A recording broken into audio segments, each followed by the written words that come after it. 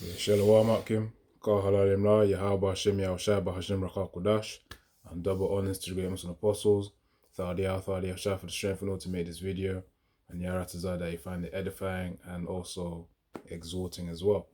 Edifying meaning to build up, to build you up, in terms of your knowledge, your wisdom, and of course exhort, meaning to encourage, in terms of encouraging you to keep your faith in Yahaba Hashem Yahushua. So, this is the part 2 to the other video, which I named Joseph was an example of conviction. And as we established in the previous video, conviction is a firmly held belief. So that's what it really means. It's really like, you could say a very, very strong level of faith, man. That's what conviction is. A firmly held belief, man. Really, you can even say unwavering as well. When people say, he spoke with such conviction, which means there was a lot of energy and belief and knowing behind, whatever he just said. He spoke with conviction, which is really what Yahushua spoke with, when he was, preaching his parables as well as speaking to disciples too, when he was also training them up in terms of raising up their faith, because, as the leader is, that's how the servants would be also. The leader speaking with conviction, the servants also will speak with conviction too. Hence why, as the scripture said, Joshua 1:9, be strong and of good courage, man. So that's the mentality that we ought to have. And of course, there were many times in the scriptures that Yahushua did mention about the, O ye of little faith, because that was the time that the apostles, were getting trained up. That his disciples were getting trained up for in their level of faith, man. Which of course, Yahweh Hashem Yahshua has his way of doing that for each and every brother. Every brother has their pathway, to increase their level of faith, so that Yaratazah, when that moment comes of that MOTB, you then reject it and you commit to whatever Yahweh Hashem Yahshua has put upon your path to go through in that time as well, where it's like, okay, there ain't going to be no comforts no more, no shelter, no easy access to food, none of the typical things that you're used to right now. It's just going to be full reliance on Yahweh Hashem Yahushua, man. You don't know where your next meal is going to be, but you just know you're going to be fed. How do you know that? Because we rely upon the scriptures, man. Isaiah 65 and verse 13. In fact, let me just get that as a warm-up precept before I then begin with Genesis 39, which I said I was going to read in the last video. So let's get to it.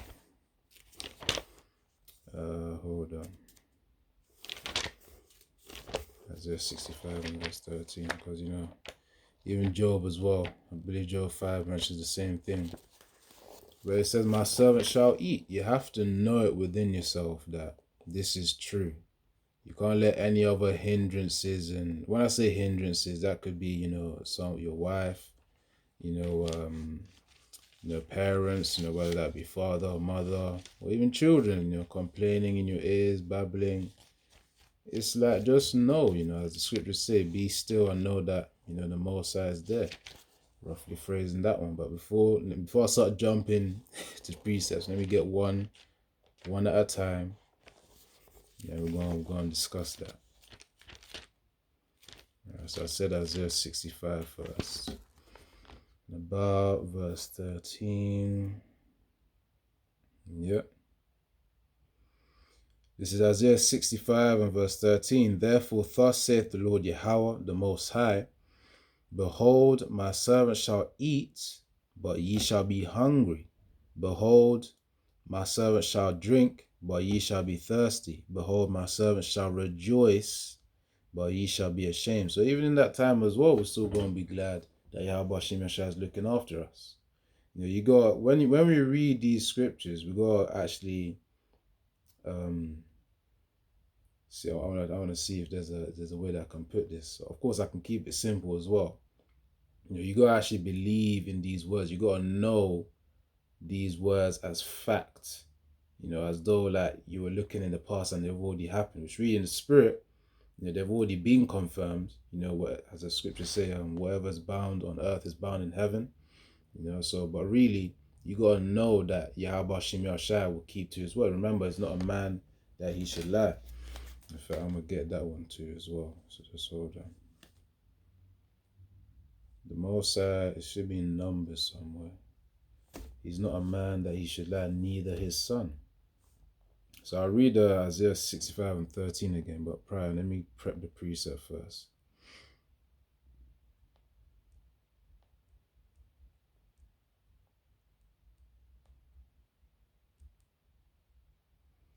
All right, I got it. So this is Isaiah 65 and 13 again. Therefore, thus saith the Lord Yahweh the Most High, behold, my servants, and we are the servants of Yahweh Shem Yahshai, hence why we do these videos, we do these works, we go out there in the highways and byways, we teach, we preach, so that Yaharatazah, we gather the elect, which is of course our duty to do, so that Yaharatazah, we all get salvation, and also that crowning ceremony from Yahushua, man, once the job is finished, man. Now, of course, that's going to be actually enduring to the end. So whether you endure to the point where you die, that you've pretty much endured to the end, or you endure to the point where even you're on a run, as a pilgrim, then that's up to the point where you're transfigured, or you're changed into the new body. That's when you really confirm that okay, you've endured to the end. Without taking the MOTB, of course, which is the final exam, and that would be the ultimate exam of faith. That's really it. Now it says, behold, my servant shall eat, but ye shall be hungry. Behold, my servant shall drink, but ye shall be thirsty. Behold, my servant shall rejoice, but ye shall be ashamed. So it says, let me read on. It says, behold, my servant shall sing for joy of heart, but ye shall cry of sorrow of heart, and shall howl for vexation of spirit. So of course, you got to look at these times as well, where currently, people of the world, they seem to have it easy. It's that, they're able to, eat food, enjoy themselves, operate in ignorance, which is really how the Most High has had them. So really, you can't be jealous about them. That's the thing, because remember, we're more aware of things than those people of the world.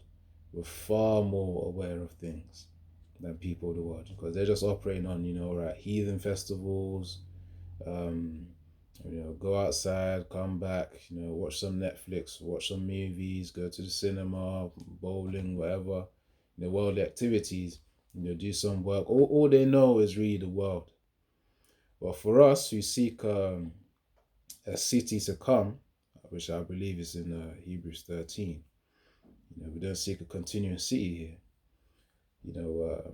For us who seek more than this world and are desensitized to, well, not desensitized, but rather we're not attached really to this world. It's really, as the scriptures say within Corinthians, if don't be as abusers of this world, which means don't get attached to this world. I'm gonna get that as 2 yards as well, one at a time, man. And let me get this one. So Numbers 23. But anyways, let me finish my point first. When we're not as attached to this world, we see beyond, Esau's kingdom. We know that's it's temporary. It's a temporary kingdom with temporary tools. So whatever money or economy, society, it's all drying up. It's all drying up. That's the thing. So anyone who could, even people of the world, can see, man. Anyone who's got, a certain level of reasoning that the Most High has put upon them, that Yahweh Shem Yahshai has put upon them, even of the world, they can see that Esau's society is drying up. There ain't no nourishment no more. Which that was back in, probably 80s, 90s, early 2000s. But then it's like now it's clearer than ever, especially after CV19, man. People's eyes just got, they got alerted, man. They were like, yep, Esau's kingdom ain't it no more. That's why people are in that drowsy spirit and don't know what to do. They wanna know who to follow. But it's like the men of Yahweh Shem Yahshai are still at the streets, man. When we're withdrawn, when that famine of the word hits, that's when they're going to be desperate. I feel as if there's a movie scene that reflects that as well.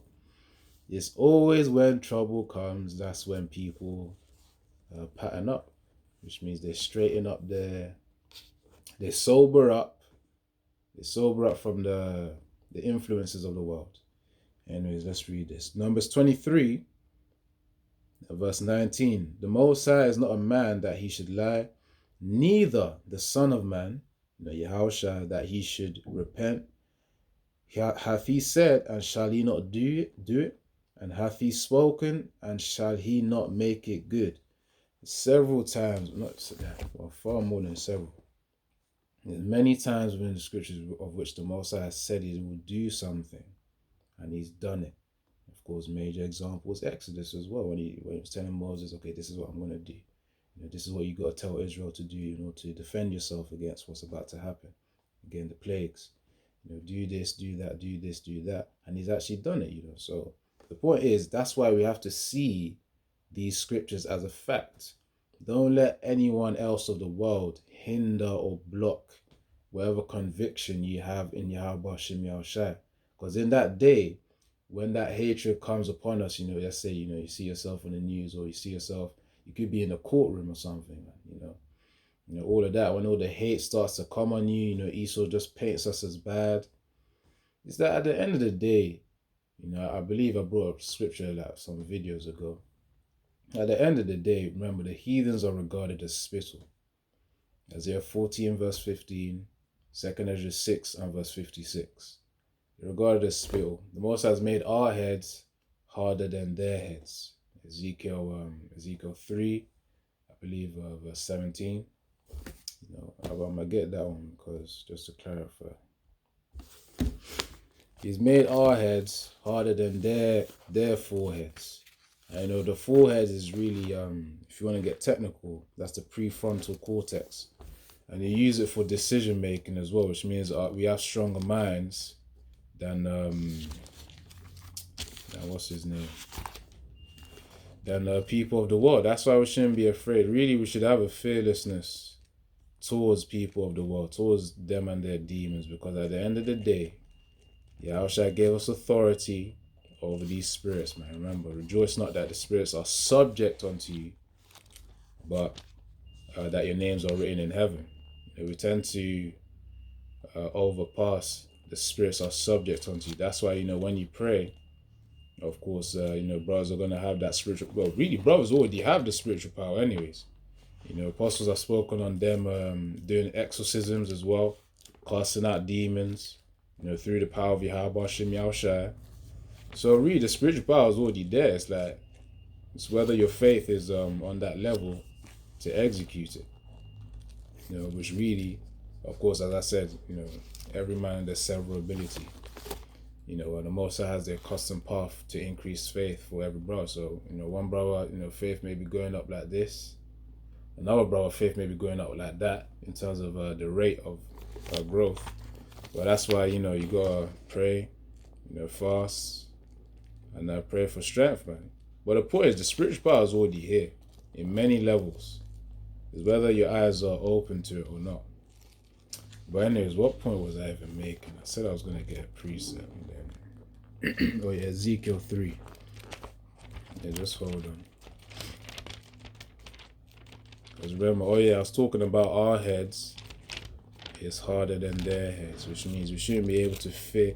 Now imagine, you got a weaker mind versus a stronger mind. We're the ones that have the stronger minds here. They're the ones that have a weaker mind. Why then should we fear one who has a weaker mind just because they're able to raise their voice and, try to not mark us, but affect us with vain words? When really they're affecting themselves, because in the kingdom they're going to be in everlasting shame. When you actually observe the knowledge Yahweh Shem Yahushua has blessed us with, you don't realize, you actually realize that why then should we fear people of the world? That's the thing. The vain philosophies, they have conviction, but conviction in idols. It's like It's like, let's say two children are playing with toys. And then one toy is actually made from high quality material, the original toy. He has original toy. That's us. Again, just an analogy. And we've got people of the world, another child. They're playing with a toy, but it's fake. It's made with cheap materials. The child who has the original toy with the quality materials. If he then sees the other material, he'll know that, oh, he's got quality. But Jake, on the other hand, doesn't realize that their power is the real deal. Yahweh Hashem Yeshua is the only power that exists, not any of these other idols of the world. Anyways. So, so it wasn't even Ezekiel 3 and 17. It was Ezekiel 3 and starting from verse... I'll start from verse 7. For context, this is all about preaching the word of Yahweh Hashem Yahushua. Nevertheless of Israel rebelling. So Ezekiel 3 and verse 7, but the house of Israel will not hearken unto thee, for they will not hearken unto me, for all the house of Israel are impudent and hard-hearted. Behold, I have made thy face strong against their faces, and thy forehead strong against their foreheads. Verse 9, as an adamant harder than flint have I made thy forehead. Fear them not, neither be dismayed at their looks, though they be a rebellious house. And really, if anything, they fear us. That's the point. They fear us because we're the ones who are telling them the pure truth. They're living in lies, and of course the truth exposes the lies. And for anyone who has lived in lies the whole time, not everyone has a good reaction, man, when they awaken to the truth. Such as I forgot that guy's name. Yaratazar. I gotta watch the Matrix movie again, man. The first three movies. But there was a guy of whom he was eating steak with the agent.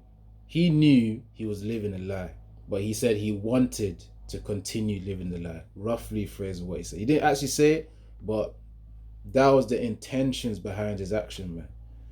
Brothers who know the name, put in the comment section or something. But I know brothers who know what I'm talking about. There's that guy. He has some haircut. He was awoken, but he wanted to live the lies. That's why he sold out with the agent. I forgot the guy's name. Yara says I'll go watch it and then get these characters' names in my head as well. But nevertheless, those of you who have watched the Matrix movie, you know what I'm talking about. He was eating steak. He was pretty much selling out. So anyways, we ain't got to fear because they live lies. We're the ones who are exposing them with the truth. And at the end of the day, we know their destiny as well if they don't repent to Yahweh Hashem Yahushua. So it's that they, and again, going back to Isaiah 65 and verse 13, my servant shall eat and ye shall be hungry. They're going to be hungry. They're comfortable right now. They can float around and say, yeah, I could eat, I could do this, I could do that, I can enjoy myself, all in ignorance. Watch when everything's cut off, when the blackout happens, the internet gets cleared and reset. When society, you're not going to be able to go to the local grocery store, or supermarket. Then we're going to see who you going to serve then. You're going to try and come back to Yahweh Hashem Yahushua when all the pressure comes. Like, no. The grace period was there. It was right in front of your faces. That's why we say Thou Yahushua for the preservation of our spirits, of our minds, and of our bodies, man. Of keeping her Kodash upon us, which means keeping the Holy Spirit upon us, to keep going, and so that we'd have faith and keep faith. Because remember, as I just read in Numbers 23 and verse 19, I read it again. The Most High is not a man that he should lie, neither the Son of Man that he should repent. Hath he said, and shall he not do it? Or hath he spoken, and shall he not make it good? So read it again. All these scriptures, we see it as facts.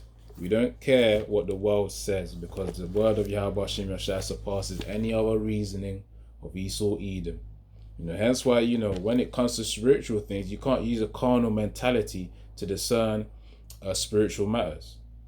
Really for spiritual matters, for carnal matters, there's always a spiritual solution because spirit overrides carnality. Right. All right, let's get to Joseph now. And Yahatas, I'll probably do part 3 or 4. We'll see how things go. So Genesis 39, verse 1, and Joseph was brought down to Egypt and Potiphar, so remember, just to recap in Genesis 37, he was sold by his brothers and of course to the Ishmaelites. The Ishmaelites then sold them to Potiphar, which is an Egyptian. And of course, here we are right now in Genesis 39. Genesis 38 is on another account. It's not on Joseph. So hence why we're getting to Genesis 39 from Genesis 37. So Genesis chapter 39 verse 1, and Joseph was brought down to Egypt, and Potiphar, an officer of Pharaoh, captain of the guard, an Egyptian, brought him of the hands of the Ishmaelites, which had brought him down thither. The Lord Yahweh was with Joseph, and he was prosperous, and he was a prosperous man, and he was in the house of his master, the Egyptian. It says, and his master saw. So, you could always see the favor that the Most High had, upon Joseph, man. And it says, and his master saw that the Lord Yahweh was with him, and that Yahweh made all that he did to prosper in his hand. So, it's one of those, Joseph was one of those guys where, it was like he had the Midas touch. Anything he touched turned to gold. Not literally, but in terms of having the favor of Yahweh Shem Yahushai, things that he was working on would actually be successful. So as I said, he was a prosperous man, and he was in the house of his master, the Egyptian. And his master saw, that's also something you got to consider as well, as a servants of Yahweh Shem Yahushai. Sometimes you may think that, this family member is going through some successful stuff, maybe getting a new job, maybe getting a promotion, maybe some kind of, what the world would call good luck. Well, not good luck, but rather luck. It's really favor from Yahweh Shem Yahushai. That's the thing. It's the Most High's will upon whatever that vessel may be. But the thing is with us, we're the ones who are like the tools of fortune, if that's the way to say it, the tools of fortune for, our families, in the world. They may be thinking, this month, this year's been very good. That's actually reason it. It's because of us. Not to say that in any, pride, but, just from this story here from Joseph, Yahweh Shem has placed upon the Spirit upon us to be as good fortune unto, those that surround us, especially our families. That's why, family may get a job promotion or some kind of a very fortunate scenario that's beneficial to them. And they'll be wondering, thank God, they say thank God, and, again, a zeal not according to knowledge, but, really the key is really the men of Yahweh Shem Yahushua. Because if we were in the scenario, because I used to think, okay, maybe, the Most High's favor upon them, which, yeah, he does. But also you got to consider the fact that the Most High is using you to bless them. Anyway, so let's get back to Joseph. You understood what I just said. The point is, you can be used as good fortune for your family in the world, or for those of whom you're living around in the world. There's how can I say this? Just like the way Yahushua, when the woman touched him, she was healed instantly. Of course, she had faith that Yahushua could do it, but Yahushua was really the one that was used in order to heal her. The same way we, on a lower level as well, through the Spirit Yahweh Shem Yahushua has blessed us with, we can be a blessing unto our families. So that's just to prove that point.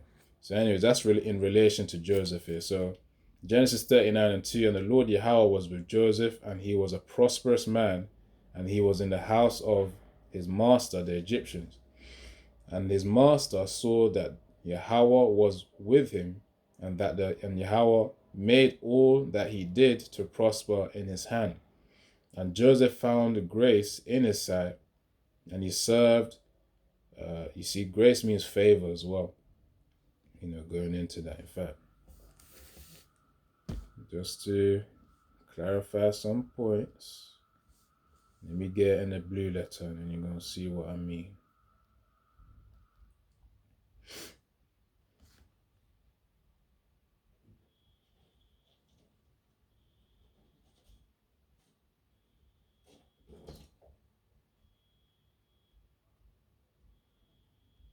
Alright, so get to the root word of grace.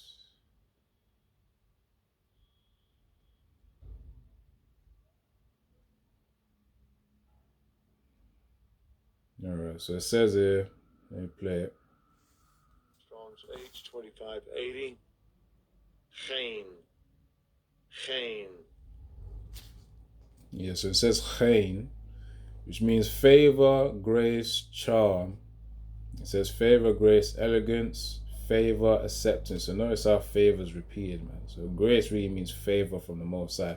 And really what the people called luck in the world is really favor from the Most High. Even the person in the world could get favor from the Most High, but in their own illusion, because the Most High keeps them in that strong delusion. Right, let's see. So Genesis 39:4, and Joseph found grace, favor, in his sight, and he served him, and he made him overseer over his house, and all that he had, he put into his hand. You could even liken that onto a job as well, man. It's like, the manager trusts you to do the job properly. He's like, okay, let me promote you now. You can see it as a similar scenario when you translate it into a modern day context. Verse 5, and it came to pass from the time that, so Genesis 39:5, and it came to pass from the time that he made him overseer in his house and over all that he had, that the Lord Yahweh blessed the Egyptian's house for Joseph's sake. You see what I said? You see what I said before? For Joseph's sake, and the blessing of the Lord Yahweh was upon all that he had in the house and in the field. You see, he said for Joseph's sake he blessed the house. That's why I used the analogy of today, that the Most High could bless your father, your mom, your family, your brother, your children for your sake. Your wife for your sake. Because you're serving Yahweh Hashem Yahushua. People, you think that's the thing, man. It's like you think you're not getting paid, but you're actually getting paid in ways that you may not realize. In terms of blessings from Yahweh Hashem Yahushua, protection from Yahweh Hashem Yahushua. You're probably just going on your way, on the road, just wherever you're going to, whether you're going to work or just going for a walk or something. Yahweh Hashem Yahushua has surrounded you with angels, man. With angels to protect you. Remember, Psalms 34:7, the angels of the Lord encampeth around them that fear him. But yeah, anyways, that's the point there. So for your sake, your family could be blessed. Just remember, hold on, I think I read it. Nevertheless, I'll read it again. Everything written aforetime is written for our learning. If I didn't get that, I believe I did, but I'll read it again in the last video. So Romans 15:4, for whatsoever things were written aforetime were written for our learning, that we through patience and comfort of the scriptures might have hope. So really that everything, what we're reading here, we're supposed to use that as learning to apply it in our lives as well, to perceive that, if we were to translate this into a modern day context, how would it be applied? How would it look like? Hence why I use the example of the Most High could use you as a blessing for your family. So again, written aforetime, so before our time, was written for our learning, and through patience and comfort of the scriptures might have hope. Let me get the definition of hope as well. It's really hope, faith, conviction. They're all like a family of words that are related to each other. It all stems off of belief. Alright, so define hope. Then I'll continue with Genesis 39. So the Google definition of hope is a feeling of expectation and desire for a particular thing to happen. It also says a feeling of trust. You see? It says want something to happen or be the case. And it, as the first definition says, a feeling of expectation. If we know that the Most High is not a man that he should lie, as we read in Numbers 23 and 19. Therefore, we can see the words of Yahweh Shem Yahshua as fact. Therefore, our faith, ideally, of course, Yahweh says every brother builds up, should be unwavering when it comes to the trust in Yahweh Shem Yahshua. And of course, as it says, a feeling of expectation. So really, we come to the point. Let me read it one more time. Romans 15. So hold on.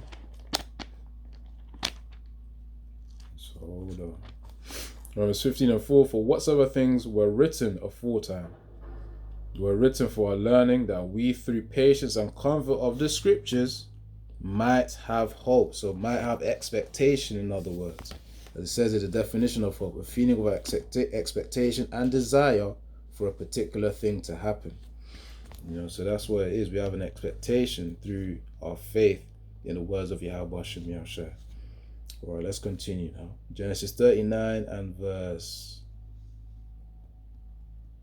6. And he left all that he had in Joseph's hand, and he knew not aught he had, save the bread which he did eat. And Joseph was a goodly person and well favored. You see that word again, grace, favor. He was well favored, which means Yahweh Shem Yahshua had a favor for him, had a liking for him, had that support for him. Now verse 7, and it came to pass after these things that his master's wife cast her eyes upon Joseph. Oh, that's the test. And she said, lie with me. She wanted to have sex with him. But he refused and said unto his master's wife, behold, my master wotteth not what is with me in the house, and he hath committed all that he hath to my hand. So Joseph was saying, his master's Potiphar trusted him with a lot in his house, man, and he ain't gonna just throw that away. Verse 9, there is none greater in this house than I. He had that authority too. He was given that authority by Potiphar. Neither hath he kept back anything from me but thee, because thou art his wife. How then can I do this great wickedness and sin against the Most High? See, so he already knew. He had that firm belief. He had that conviction that, if he did this bullshit, he'll pay a price for it. So he'll be sinning against the Most High. Now it says in verse 10, and it came to pass as she spake to Joseph day by day. So, it was a constant temptation. Come. No pun intended. But yeah, it said, come and then have sex with him. Had sex with her, man. Now it says, and it came to pass as she spake to Joseph day by day, that he hearkened not unto her to lie by her or to be with her. And it came to pass about this time that Joseph went into the house to do his business, and there was none of the men of the house there within. Yep, so of course she wanted to catch him at the right moment, man. Potiphar's wife. So verse 12, and she caught him by his garment, saying, lie with me. And he left his garment in her hand and fled and got him out. You see, that was a strong demon, man.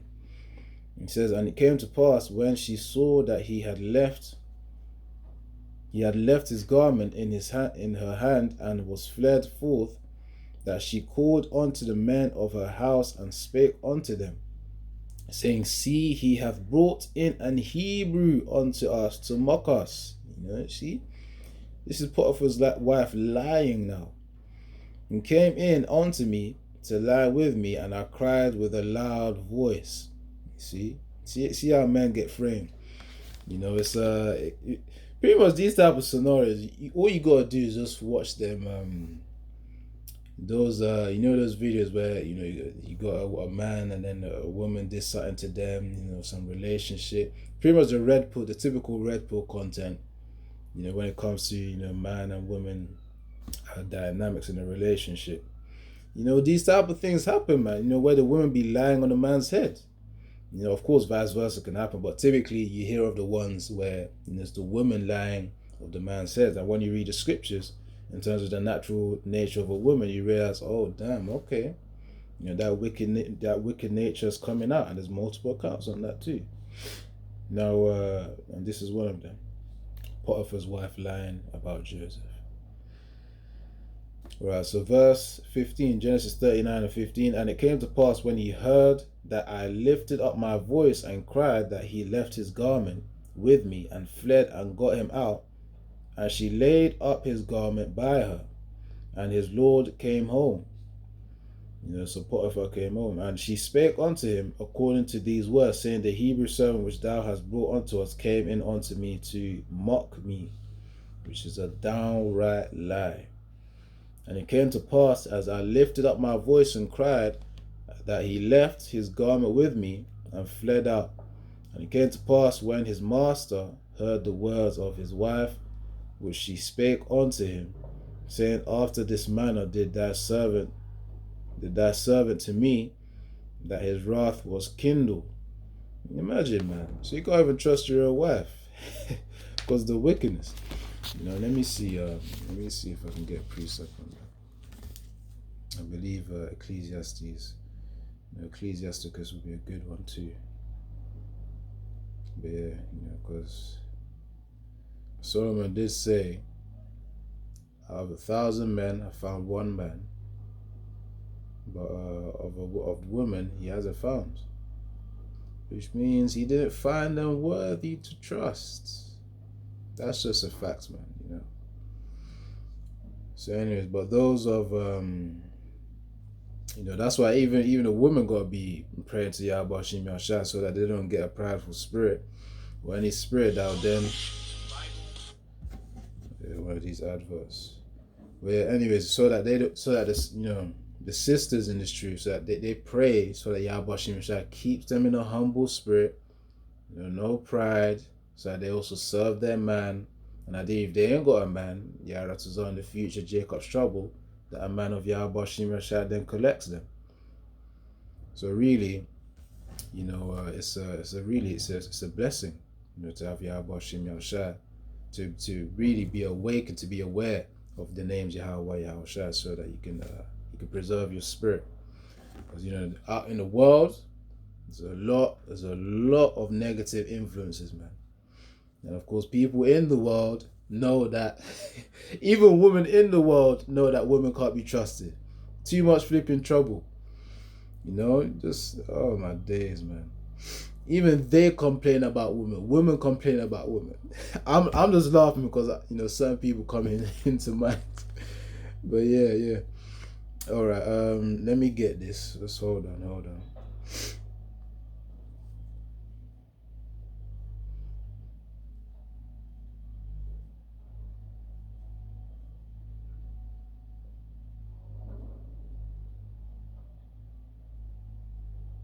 Just hold on.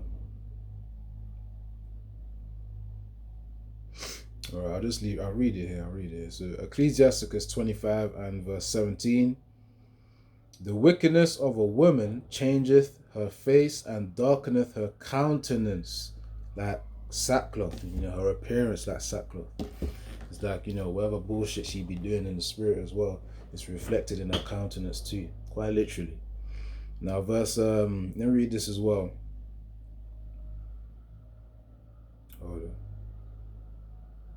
Oh yeah, this is also another good one too.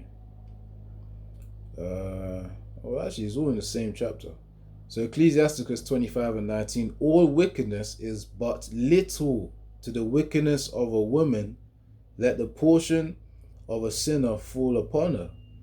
It's a madness. You know, there was a video I was watching as well.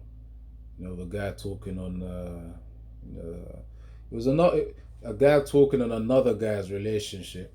You know, and I think it was what was it called? I'm trying to recall whether it was actually real, but to be fair, I wouldn't put it past certain wicked women out there, man. You know, where it's like I think they were sleeping around, not sleeping around, but you know, for the man you know was lying in bed, and the woman came over to pretty much cut off his rod. You know, so you know, enough said about that. But anyways, you know, sometimes you hear of some mad testimonies though, like you know, there's certain things of which that women have done, of which you know you don't really hear too much of when it comes to, because you know it doesn't get broadcasted in the media. But anyways, as I said, the ecclesia. That's why you know sisters gotta pray, man, so that Yaratazar, them demons don't come up to you. Remember, the scriptures talk about you lot being the weaker vessel. Remember, I'm just stating what the scriptures say. It's the fact. So of course, being the weaker vessel means that you gotta fortify your defenses through prayer and fasting as well. You know, Yahweh Shem Yashai Babuksha Azaria. You know, Azaria means to help me. Babuksha, a Taharia, which means that to cleanse me as well. You know, remove them demons. You know, Babuksha Shalak Chazak, which means send strength. You know, so just simple stuff like that. You know, it may be you know a short prayer, but at the end of the day, it's a potent prayer. You know, because it's simple, it's to the point, and of course it's in the name of Yahweh Shem Yahushua. Anyways, continuing on, I'm about to wrap up this video. So Genesis 39 and verse 20, and Joseph's master took him and put him into the prison, a place where the king's prisoners were bound, and he was there in the prison. But the Lord Yahweh was with Joseph. You see the theme of chapter 39. It was the Most High having favor upon Joseph, man. You know, he was a man of principle. He's like, no adultery here. You know, he had to stay on his principles, the word of Yahweh Shem Yahushua, as we ought to do. You know, as we come into these times as well. You know, integrity, strong moral principles. Go hold that up. Now, Genesis 39 and verse 21, but the Lord Yahweh was with Joseph and showed him mercy and gave him favor in the sight of the keeper of the prison. And the keeper of the prison committed to Joseph's hand all the prisoners that were in the prison. And whatsoever they did there, he was the doer of it. You know, so even the keeper of the prison had trust in Joseph, man. The keeper of the prison looked not to anything that was under his hand, because the Lord Yahweh was with him, and that which he did, the Lord Yahweh made it to prosper. You see that again. You know, he had that Midas touch, and your brothers have that as well. Again, that's the analogy. You know, certain places where you're at, you can even be at the workplace. You know, the people, the individuals you interact with, they could be getting blessings just because of you. Just because of you. You know, they'd be getting blessed because you're like the tool, the vessel, the medium of which Yahweh Shem Yahushua uses in order to affect those individuals of which you're either working for, or family, or however way that you're in connection with them, or that you're dealing with them. And the Most High blesses them and makes them to prosper too. You know? And of course, remember, Joseph was in prison, man, and he still had favor from Yahweh Shem Yahushua. That's the mindset we gotta have, you know, in this truth, that we have our favor from Yahweh Shem Yahushua as we do these works. Again, that's conviction, a firmly held belief. That has to be your conviction. You know, as we read these scriptures, again, they're written for our learning, man. Which means we learn it, we absorb it, we understand it, then we apply it as well. We know it. You know, so just keep that in mind, okay. If it be so, Yara says I could do a part 3. You know, we'll see what happens. You know, I might even just make it like a little series or something. But yeah, Yaratazar, you find it edifying and exhorting. You know, Joseph is an example of conviction. Really, he's an example of also favor from Yahweh Shem Yahushua. But from his actions, you know what his convictions are pertaining to Yahweh Shem Yahushua. You know, so to the Most High, he had that firmly held belief, you know, to honor the Most High, man. He did it through his actions, as we ought to do, you know, day to day in this truth. And of course, the ultimate example would be during the MOTB. And so I would say, Yahara Tazar, we reject it, and of course we stand firm on our integrity based on based on Yahweh Shem Yahushua. So Shalom, Yahweh Shem Yahushua Brakatha, Kahalayim La, Yahweh Shem Yahushua Ba'Shem Rachah Kodash. And once more, double honors to the great Muslim apostles and the elder bishops of Great Millstone, Yahara Tazar. You know, you find it helped to build up your knowledge and encourage you as well. Shalom.